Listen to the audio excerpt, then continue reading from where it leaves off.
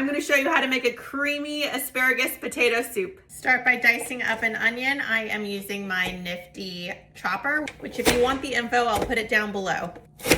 And for my asparagus and potato soup, I am going to prep the whole bunch. And first I'm gonna start by cutting off the ends. These are really tough. That's why I don't want them. You can see that they're sort of dried out and wrinkled. Then I'm gonna cut the rest in about 2-inch pieces and set these aside. Then I'm prepping my potatoes, and I'm gonna do about 4 pounds of them. I like to cut my potatoes lengthwise and then lengthwise again, but on the other side. And then chop them this way.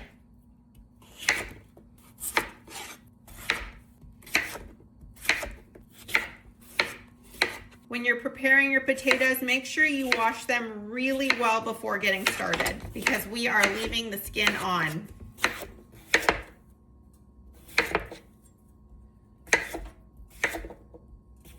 I'm adding in a little bit of oil. Then I'm gonna take the drawer with my onions and toss that in there. Make sure you do it gently so it doesn't splash you. Give it a stir and add in your garlic. I'm doing 6 cloves, but you can do more or less. You can also use some jarred garlic if you have that on hand. And if you have no garlic, you can use garlic powder.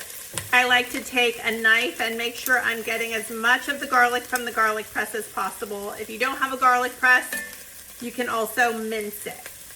I am just lazy, so I love my tools. Add in your broth.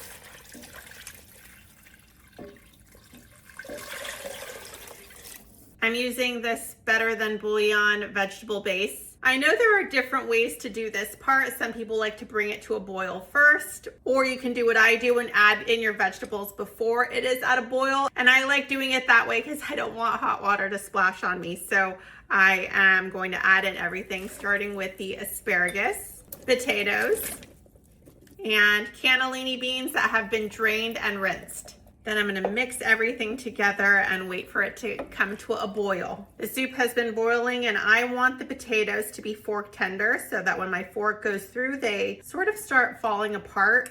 I want my fork to be able to go through very easily. Now that all the vegetables are tender, I am going to puree half of it. If you don't have an immersion blender, you can also work in batches. Just let the soup cool, and once it's cool enough to transfer to a blender, you can blend up half of it. And if your blender is on the smaller side, you can do it in 2 or 3 or 4 different batches. The soup looks so good. I just made a big pot of soup and I am going to put some of it in the refrigerator for lunch tomorrow, but for the rest, I'm going to put in these silicone molds. These are from Super Cubes. I use them all the time. I have them in so many different sizes, and all I'm going to do is fill them. They are measured on the inside, so you can either do 1 cup or 2 cups. I'm going for the full 2 cups. I'm gonna leave a little room for the soup to expand once it freezes. You can see it's still really hot because I just cooked it not too long ago. So be careful if yours is like that. And then I'm gonna let it cool completely. I'm gonna let it sit for a few hours. I'm gonna go eat dinner. This is my serving right here. So I'm gonna go eat that.